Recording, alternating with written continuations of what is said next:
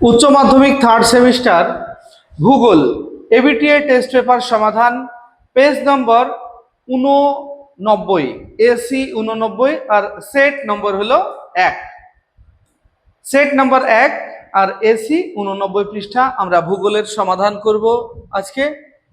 তোমরা অনেকেই আমাকে অনুরোধ করেছো যে স্যার ভূগোলের সমাধান করে দিন। তো তোমাদের সমাধানটা করে দেওয়ার আগে একটা কথা বলে রাখি, ভূগোল সাবজেক্টটা আমার নয়, আমি তোমাদের অনুরোধে আমি সংগ্রহ করেছি। আর এখানে কিছু ভাষাগত ত্রুটি হতে পারে, যেমন ধরো কোনো একটা শব্দ হয়তো যেটা ভুল লেখা আছে বইয়ে, আমি সেই ভুলটাই পড়ব। তো সেক্ষেত্রে হয়তো তোমরা ভাবতে পারো যে আমি বিষয়টা জানি না। হ্যাঁ, ভূগোলের কোনো ভাষাগত ত্রুটি হতে পারে, আশা করি উত্তরে কোনো ভুল হবে না। তবে কিছু প্রশ্নে বিতর্ক থাকে, সেই প্রশ্নগুলি নিয়ে যদি তোমাদের কারোর সন্দেহ বা সংশয় মনে হয় দু একটি প্রশ্নের ক্ষেত্রে, তোমরা কমেন্টে জানাবে এবং সেটা নিয়ে আমরা কমেন্ট সেকশনে আলোচনা করব। তো আশা করছি কোনো উত্তরে ভুল হবে না। তো চলো আমরা দেরি না করে আমরা সেটটি প্র্যাকটিস করি, কারণ 35টা প্রশ্ন ভূগোলে তোমরা জানো, তোমাদের ভূগোলে 35টা প্রশ্ন থাকবে। 35টা প্রশ্ন সমাধান করতে একটু সময় লাগবে। দেখো, জিওগ্রাফি প্রথম প্রশ্ন দেখব আমরা। উপদ্বীপীয় ভারত ইউরোপ ও এশিয়া মহাদেশের উত্তর দিকে সঞ্চরণের জন্য দায়ী বৈষম্যমূলক অভিকর্ষজ বল, জোয়ারি বল, পরিচলন স্রোত, আবর্তন বেগ। সঠিক উত্তর এ, বৈষম্যমূলক অভিকর্ষজ বল। 2, আফ্রিকার পশ্চিম সাহারা উপকূল মেক্সিকো উপসাগরের সঙ্গে জোড়া লেগে যায়। এটি হলো ভূতাত্ত্বিক প্রমাণ, গঠনগত প্রমাণ, জীবাশ্মগত প্রমাণ, জলবায়ুগত প্রমাণ। অপশন বি, গঠনগত প্রমাণ। 3, যে উপযুগে, এটা উপযুগে না উপকূলে, যাই হোক সেটা তোমরা ধরে নেবে, তোমরা যারা ভূগোল পড়ো জানো। এখানে যে উপযুগে প্যানজিয়ার ভাঙন শুরু হয়, Carboniferous, Permian, Jurassic, Tertiary. Option C, Jurassic. পরে 4, নিম্নলিখিত বিবৃতিগুলি, আচ্ছা এখানে বিবৃতিমূলক প্রশ্ন আছে, একটু দেখে নেব আমরা। নিম্নলিখিত বিবৃতিগুলি থেকে সত্য মিথ্যা নির্বাচন করো। দেখো এখানে আমাদের এ, বি, সি, ডি, সি, 3টে পয়েন্ট আছে। 3টে পয়েন্টের ভিত্তিতে 3টে বিকল্প দেওয়া রয়েছে, কোনটা ঠিক কোনটা ভুল সেই নিয়ে। এ নম্বরে বলা আছে পুঞ্জিত ক্ষয়ের ক্ষেত্রে প্রধান শক্তি অভিকর্ষজ বল। বি এ বলা আছে পুঞ্জিত ক্ষয়ের ক্ষেত্রে বৃষ্টিপাত সাহায্যকারী উপাদান। সি এ বলা আছে ভূমির ঢাল পুঞ্জিত ক্ষয়ের ক্ষেত্রে কার্যকরী হয় না। তাহলে এইগুলি, এই 3টের মধ্যে দেখো তোমরা যদি বিচার করো তাহলে দেখবে প্রথমটা ঠিক, তারপরেরটাও ঠিক, আর সবশেষেরটা ভুল, অর্থাৎ বি নাম্বার অপশন সঠিক হবে। এরপর আমরা একটা চিত্র রয়েছে, দেখো এখানে কোন চিত্রটা সঠিক হবে তোমাকে বলতে হবে। নিচের কোন ছবিটি রসে মতানে ভূমিরূপকে নির্দেশ করে? এখানে দেখো একটা ছবি নিশ্চয় দেখতে পাচ্ছ তোমরা, হিমবাহ এটা অবরোহণ হচ্ছে, আর এটা হিমবাহ এটা আরোহণ হচ্ছে। আর একটা দেখতে পাচ্ছ, ছবিগুলির ব্যাপারটা তোমরাই ভালো জানো। তো কোনটা সঠিক হবে? এটা বি অপশন সঠিক হবে। এখানে বি অপশন সঠিক হবে এই ছবিটা। তারপরে আমরা পরের প্রশ্ন দেখব, 6 নম্বর প্রশ্ন। আবার বিবৃতি রয়েছে একটা। বিবৃতিতে বলা আছে শিলার প্রবেশ্যতা ও ভৌমজলের সঞ্চয়ের মধ্যে সমানুপাতিক সম্পর্ক বিদ্যমান, কারণ চুনাপাথরের প্রবেশ্যতা বেশি হওয়ার কারণে চুনাপাথর গঠিত অঞ্চলে ভৌমজল অধিক কার্যকরী হয়। এটা ঠিক ভুলের মধ্যে দিয়ে তোমার ব্যাখ্যা ঠিক কিনা কারণগত সেটা তোমাকে বলতে হবে। এর সঠিক উত্তর ডি হবে। এ ও আর উভয়ই সঠিক, এবং আর এ এর সঠিক ব্যাখ্যা নয়। এটা আর এ এর সঠিক ব্যাখ্যা নয়, দুটো ঠিক কিন্তু আর এ এর সঠিক ব্যাখ্যা নয়। এরপর দেখো 7 নম্বর স্তম্ভ মেলানো রয়েছে। বাঁদিকে রয়েছে কুয়াশা, শিশির, মেঘ, কুজ্ঝটিকা। ডান দিকে রয়েছে মাস, গাছের পাতা। বি, জলাভূমি, হ্রদ, নদীর জলপৃষ্ঠ, সি নিম্ন বায়ুমণ্ডল, ডি ঊর্ধ্ব বায়ুমণ্ডল। আমরা যদি এটার সঙ্গে ম্যাচ করি তাহলে দেখা যাবে একের সঙ্গে সি এর ম্যাচ হবে, অর্থাৎ কুয়াশা হলো নিম্ন বায়ুমণ্ডল। আর এভাবে তোমরা করবে এই ম্যাচগুলি। একের সঙ্গে যদি সি কনফার্ম তুমি জানো তাহলে দেখো এ এটা হবে না, বাদ। একের সঙ্গে ডি এটাও হবে না, বাদ। তোমরা বাদগুলিকে আগে বাদ দিয়ে দাও, এটাও হবে না, বাদ। অর্থাৎ এই অপশনটা সঠিক হবে। কারণ কি, একের সঙ্গে সি এর অপশন সঠিক, আর একের সঙ্গে এ, একের সঙ্গে ডি, এটা একের সঙ্গে বি, মানে সি একটাতেও নেই, যে কারণে অপশন বি হলো সঠিক উত্তর। এরপর দেখো ৮ বিবৃতি আবার রয়েছে, পর্বতের অনুবাদ ঢাল বৃষ্টিচ্ছায় অঞ্চল, কারণ অনুবাদ ঢালে বায়ু নিম্নমুখী হয় ও জলীয় বাষ্প ধারণ ক্ষমতা বেড়ে যায়। এটার সঠিক উত্তর কোনটা হবে দেখো, বেড়ে যায়। তারপরে বলা আছে এ সঠিক আর ভুল, এ ভুল আর সঠিক, এ ও আর উভয়ই সঠিক, এবং আর এর সঠিক ব্যাখ্যা, হ্যাঁ এটাই হবে, সি অপশনটাই সঠিক হবে। এ ও আর উভয়ই সঠিক এবং আর এর সঠিক ব্যাখ্যা। পরে ৯ পরিচালন বৃষ্টিপাত হয় যে মেঘ থেকে, কিউমুলোনিম্বাস, স্ট্র্যাটাস, সিরোকিউমুলাস, নিম্বাস। সঠিক উত্তর হলো এ কিউমুলোনিম্বাস। ১০ সমুদ্র জলের লবণতা প্রকাশ করা হয় প্রতি ১০ গ্রামে, শতাংশে, সহস্রাংশে, প্রতি লক্ষ গ্রামে। এটা হবে সহস্রাংশে। এরপর আমরা দেখব ১১ নম্বর প্রশ্ন, চুনা জাতীয় সিন্ধু কর্দ হলো টেরোপড, রেডিওল্যারিয়ান, গ্লোবিজারিনা, তারপরে ডায়াটন। এর সঠিক উত্তর হবে, মানে এখানে দেখো 4টে পয়েন্ট রয়েছে, 4টে পয়েন্টের মধ্যে মানে কোনটা কোনটা ঠিক, মানে এই চুনা জাতীয় সিন্ধু কর্দ এই 4টের মধ্যে কোনটা কোনটা।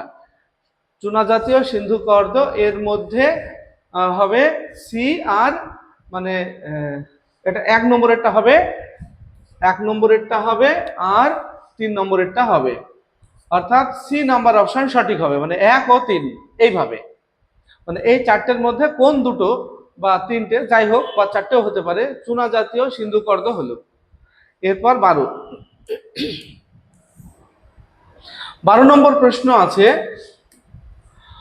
মহীঢাল সংক্রান্ত কোন তথ্যটি সঠিক? মহীঢাল অত্যন্ত মৃদু ঢাল বিশিষ্ট হয়। মহীঢালের গড় বিস্তৃতি ৭৫ কিলোমিটার হয়। মহীঢালের গভীরতা ২০০ থেকে ৪,০০০ মিটার পর্যন্ত হয়। মহীঢাল মৎস্য চাষে বিখ্যাত হয়। অপশন বি, মহীঢালের গড় বিস্তৃতি ৭৫ কিলোমিটার হয়। আচ্ছা, এরপর একটা ডায়াগ্রাম রয়েছে, দেখবো আমরা। দেখো একটা ডায়াগ্রাম রয়েছে, বলছে সঠিক ভেনচিত্রটি নির্বাচন করে জীবমণ্ডল, বাস্তুতন্ত্র, স্বভোজী ও পরভোজী। দেখো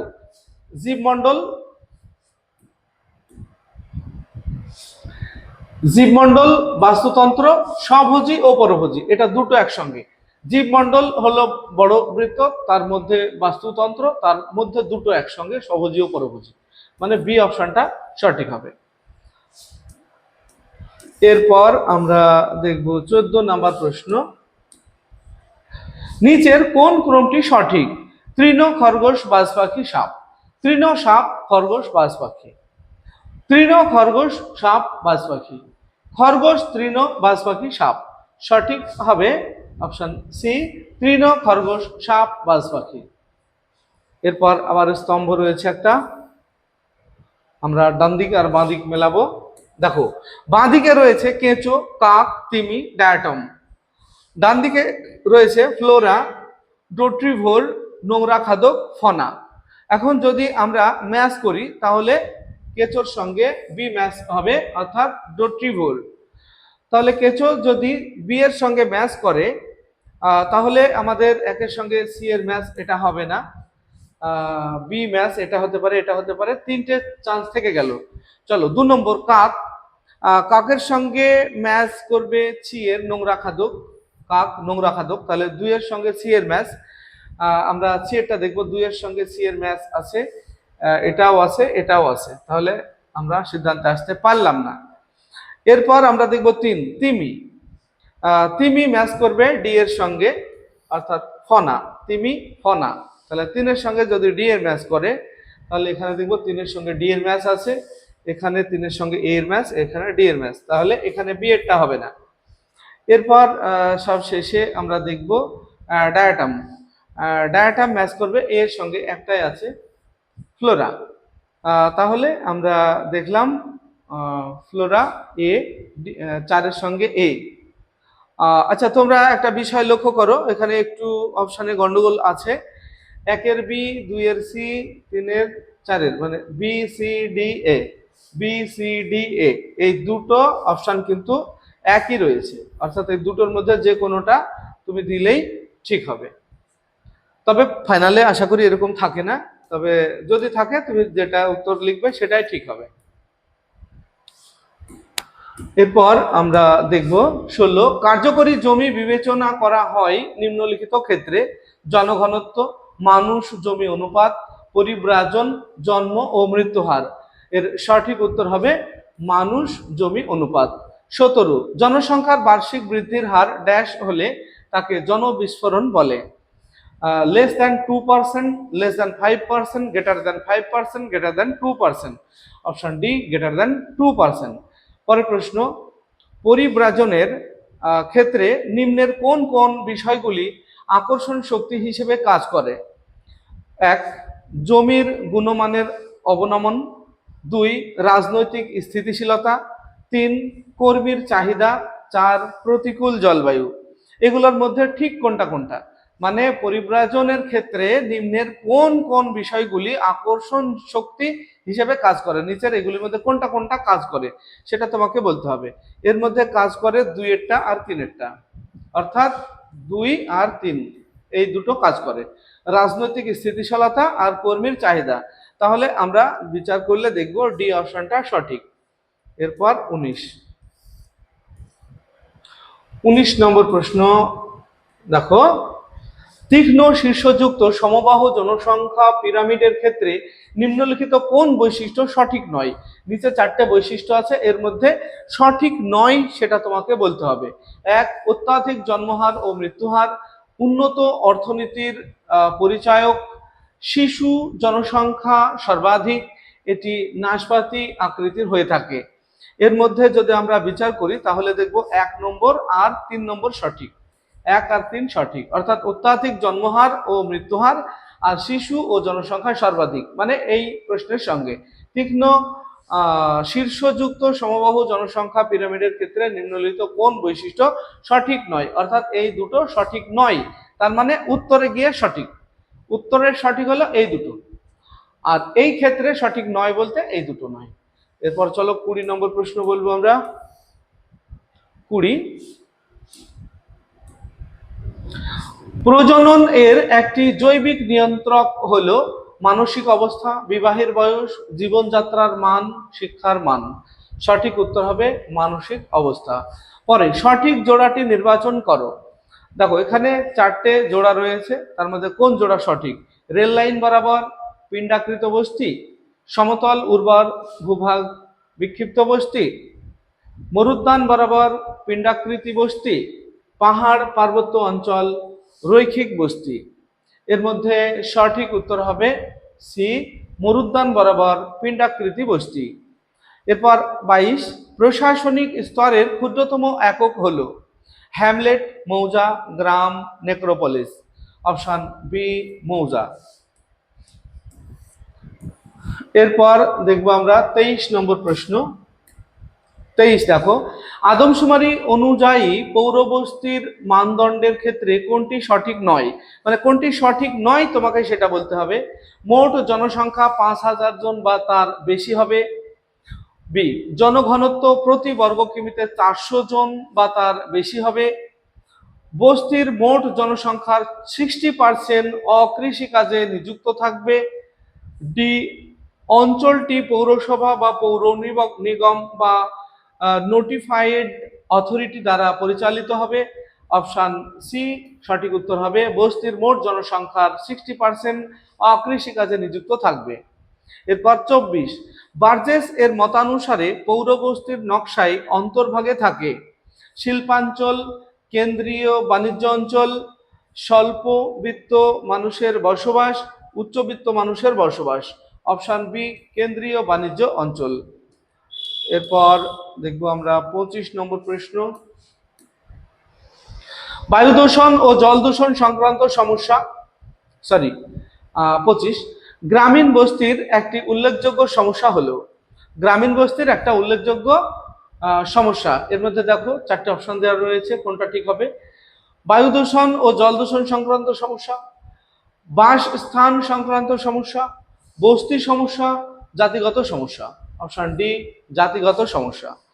এরপর একটা আবারও স্তম্ভ মেলানো রয়েছে, আমরা স্তম্ভটা মেলাবো, তবে স্তম্ভ মেলানো সবসময় তোমরা বলবো আমি বর্জনমূলক পদ্ধতি ব্যবহার করবে, যেটা হবে না সেটাকে আগে নির্বাচন করবে, তাহলে তাড়াতাড়ি হবে। জনঘনত্ব বাঁদিকে রয়েছে অতি নিবিড় জনঘনত্ব অঞ্চল, নিবিড় জনঘনত্ব অঞ্চল, স্বল্প জনঘনত্ব অঞ্চল, অতি স্বল্প জনঘনত্ব অঞ্চল। ডান দিকে রয়েছে লাদাখ, পশ্চিমবঙ্গ, রাজস্থান, তামিলনাড়ু। আমরা যদি এর সঙ্গে ম্যাচ করি তাহলে দেখব একের সঙ্গে বি এর ম্যাচ হবে, অর্থাৎ অতি নিবিড় জনঘনত্ব অঞ্চল হলো পশ্চিমবঙ্গ। তাহলে একের সঙ্গে যদি বি ম্যাচ করে তাহলে একেরটা হওয়ার সম্ভাবনা রয়েছে, বি এটা হবে না, কারণ একের সঙ্গে বি এর ম্যাচ হবে, এটাও হবে না, এটাও হবে না। আমরা একটা দিয়েই বুঝে নিলাম এটা এই অপশন সঠিক হবে। তো চলো এবার আমরা পরের প্রশ্ন দেখব 27। 27-এ দেখতে পাচ্ছ একটা চিত্র দেওয়া রয়েছে, এই চিত্রের মধ্যে কোনটা সঠিক তোমাদেরকে বুঝতে হবে। নিচের কোন পিরামিডটি ভারতের বয়স লিঙ্গভিত্তিক পিরামিডকে নির্দেশ করে? ভারতের বয়স লিঙ্গভিত্তিক পিরামিডকে নির্দেশ করে। এই 4টে যে ছবি দেখছো কোনটা সঠিক হবে? এখানে বি অপশন সঠিক হবে। এরপর 28, বিবৃতি, জলবিভাজিকা ব্যবস্থায়নের জন্য অঞ্চলটির সামগ্রিক প্রাথমিক অনুসন্ধান, জরিপ, পরিমাপ ও তথ্য সংগ্রহ প্রয়োজন, কারণ জলবিভাজিকা প্রকল্পের মাধ্যমে ভূমিক্ষয় নিবারণ, বন্যা ও খরা প্রতিরোধ, জমি, মাটি, জল ও বনভূমির সুষ্ঠু ব্যবহারের মাধ্যমে সম্পদগুলির কার্যকারিতা বাড়ানো যায়। তাহলে এখানে অপশন রয়েছে এ ও আর উভয়ই সঠিক এবং আর এ এর সঠিক ব্যাখ্যা না, এটা হবে না। তারপরে এ ও আর উভয়ই সঠিক এবং আর এ এর সঠিক ব্যাখ্যা নয়, এটাও হবে না। এ সঠিক আর ভুল, এটাও হবে না। এ ভুল আর সঠিক, এটা উত্তর হবে এ ভুল আর সঠিক, অর্থাৎ প্রথমটা ভুল, বিবৃতি ভুল আর কারণটা সঠিক। এরপর দেখবো আমরা 29 নম্বর প্রশ্ন, বাম স্তম্ভের সঙ্গে ডান স্তম্ভের মিল করে সঠিক বিকল্পটি নির্বাচন করো। স্তম্ভ বাঁদিকে রয়েছে সেচ খাল পদ্ধতি, কূপ সেচ পদ্ধতি, জলাশয় জলসেচ পদ্ধতি, নলকূপ জলসেচ পদ্ধতি। ডান দিকে রয়েছে তামিলনাড়ু, পাঞ্জাব, উত্তরপ্রদেশ, মধ্যপ্রদেশ। এর মধ্যে যদি আমরা ম্যাচ করি তাহলে একের সঙ্গে সি এর ম্যাচ হয়, অর্থাৎ সেচ খাল পদ্ধতি হলো উত্তরপ্রদেশ।